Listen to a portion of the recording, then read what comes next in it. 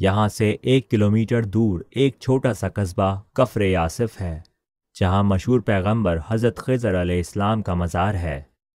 عربی زبان میں خضر کے معنی ہیں سبز۔ کچھ عیسائی روایات کے مطابق آپ کا نام نبی علیجہ تھا، جبکہ آپ کو سینٹ جارج بھی کہا جاتا ہے۔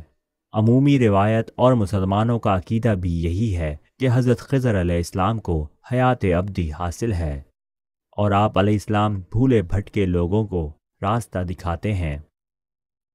اس حوالے سے دیکھا جائے تو حضرت خضر علیہ السلام کو حضرت علیجہ یا حضرت الیاس علیہ السلام نہیں قرار دیا جا سکتا، کیونکہ ان کی وفات تاریخی حوالوں سے ثابت ہے۔ اہل دروز ان کے مزار کی زیارت بھی باقاعدگی سے کرتے ہیں۔ پھر سے اہل دروز کے مذہبی عقائد کی طرف آتے ہیں۔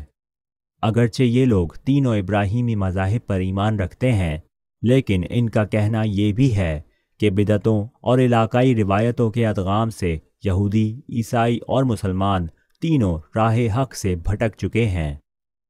اہل دروز نے مذہبی عقائد میں سے تمام بدعتوں اور روایات کو نکال دیا ہے۔ وہ باقاعدہ نماز، ایام روزہ، مقدس دنوں یا کسی قسم کے حج کی باقاعدگی کے قائل نہیں۔